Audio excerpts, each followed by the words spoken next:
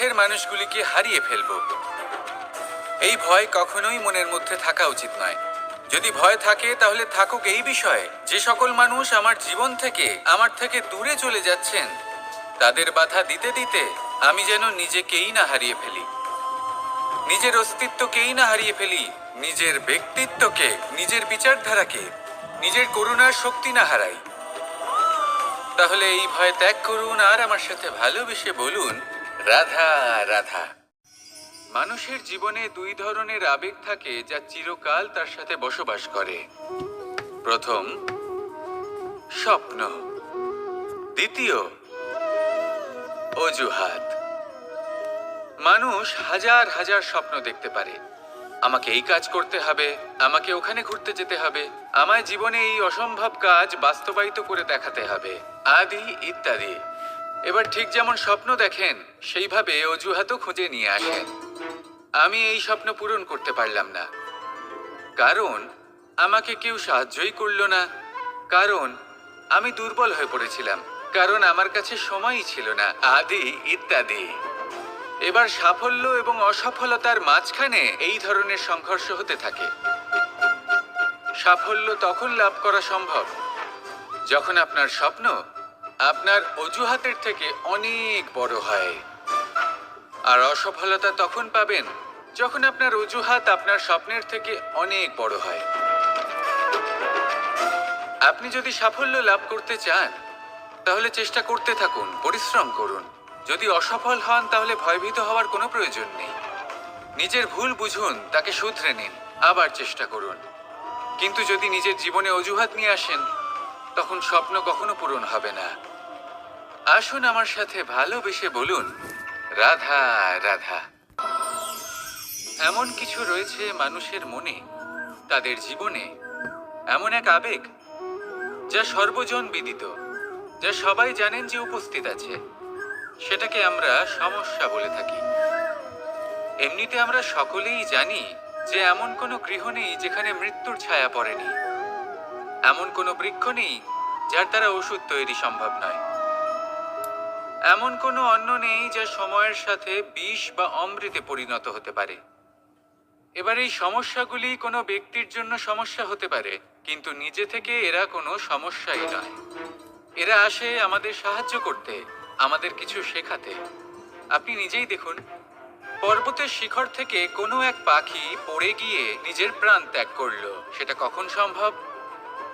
যখন সেই পাখি ওড়ার চেষ্টাই করে না। তখন যখন কোনো ব্যক্তি জলে পড়ে যান এবং ডুবে গিয়ে নিজের প্রাণ হারান, এর সম্ভাবনা কখন বেশি থাকে? যখন সেই ব্যক্তি সাঁতার কাটার চেষ্টাই করেন না। তখন এই সমস্যা প্রত্যেকের জীবনে থাকবেই, কিন্তু এটা মনে রাখা প্রয়োজনীয় যে কোনো সমস্যা পরিস্থিতির কারণে সমস্যা হয়ে ওঠে না। এই পরিস্থিতি যখন আমাদের সামনে আসে আমাদের তা কঠিন মনে হয়, আমরা নতমস্তক হয়ে পড়ি, ভয়ভীত হয়ে পড়ি, তার সম্মুখীন হতে পারি না। তখন তা সমস্যার রূপ নেয়। দৃঢ় হয়ে দাঁড়িয়ে থাকুন সাহসের সাথে, এই পরিস্থিতিগুলির সম্মুখীন হন।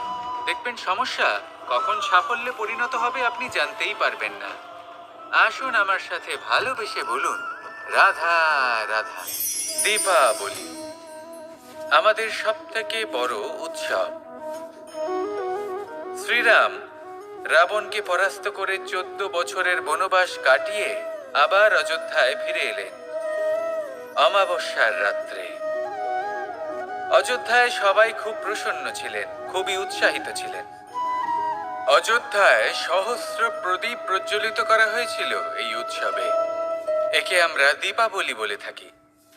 এবার এই বিষয়ে আমরা সকলে জানি। আপনি কি এটা জানেন যে শ্রীরাম বাস্তবে অমাবস্যার এক রাত আগেই অযোধ্যায় পৌঁছে গেছিলেন? সবার সামনে অমাবস্যার রাতে এসেছিলেন। এর কারণ কি? শ্রীরাম প্রমাণ করতে চেয়েছিলেন যে যে কোনো সময়, দিন হোক বা রাত, শুভ বা অশুভ হয় না। শুভ অশুভ কিছু থাকলে তা হলো মানুষের চিন্তা, তার ভাবনা, তার নির্বাচন আর তার কর্ম। নিজেই দেখে নিন, শ্রীরাম শুভ কাজ করে ফিরেছিলেন এবং অমাবস্যার মতো গভীর এক রাত্রিকেও দীপাবলিতে পরিবর্তিত করেছিলেন।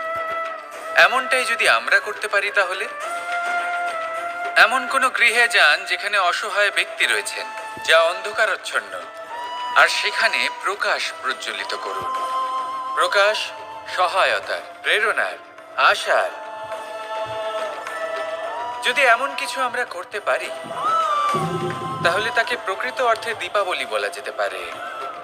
তাহলে নিজের পরিবারের সাথে দীপাবলি পালন করুন। আপনাদের শুভেচ্ছা জানাই। আসুন আর আমার সাথে ভালোবেসে বলুন, রাধা রাধা। মানুষের জীবনে দুই ধরনের আবেগ থাকে, যা চিরকাল তার সাথে বসবাস করে। প্রথম, স্বপ্ন। দ্বিতীয়, অজুহাত। মানুষ হাজার হাজার স্বপ্ন দেখতে পারে। আমাকে এই কাজ করতে হবে, আমাকে ওখানে ঘুরতে যেতে হবে, আমায় জীবনে এই অসম্ভব কাজ বাস্তবায়িত করে দেখাতে হবে, আদি ইত্যাদি। এবার ঠিক যেমন স্বপ্ন দেখেন, সেইভাবে অজুহাতও খুঁজে নিয়ে আসেন। আমি এই স্বপ্ন পূরণ করতে পারলাম না, কারণ আমাকে কেউ সাহায্যই করলো না, কারণ আমি দুর্বল হয়ে পড়েছিলাম, কারণ আমার কাছে সময়ই ছিল না, আদি ইত্যাদি। এবার সাফল্য এবং অসফলতার মাঝখানে এই ধরনের সংঘর্ষ হতে থাকে। সাফল্য তখন লাভ করা সম্ভব যখন আপনার স্বপ্ন আপনার অজুহাতের থেকে অনেক বড় হয়, আর অসফলতা তখন পাবেন যখন আপনার অজুহাত আপনার স্বপ্নের থেকে অনেক বড় হয়। আপনি যদি সাফল্য লাভ করতে চান, তাহলে চেষ্টা করতে থাকুন, পরিশ্রম করুন। যদি অসফল হন, তাহলে ভয়ভীত হওয়ার কোনো প্রয়োজন নেই। নিজের ভুল বুঝুন, তাকে শুধরে নিন, আবার চেষ্টা করুন। কিন্তু যদি নিজের জীবনে অজুহাত নিয়ে আসেন, তখন স্বপ্ন কখনো পূরণ হবে না। আসুন আমার সাথে ভালোবেসে বলুন, রাধা রাধা। এই সংসারের সব থেকে কঠোর ধাতুর মধ্যে একটি হলো লোহা। লোহা দিয়ে আমরা অনেক অস্ত্র শস্ত্র লাভ করি, অনেক বস্তুও লাভ করি। এবার এই লোহাকে কাটার জন্য, একে কোনো আকার দেওয়ার জন্য কি প্রয়োগ করতে হয়? লোহা। এবার এই কথাটা আমরা সকলেই জানি যে লোহার দ্বারাই লোহাকে কাটতে হয়।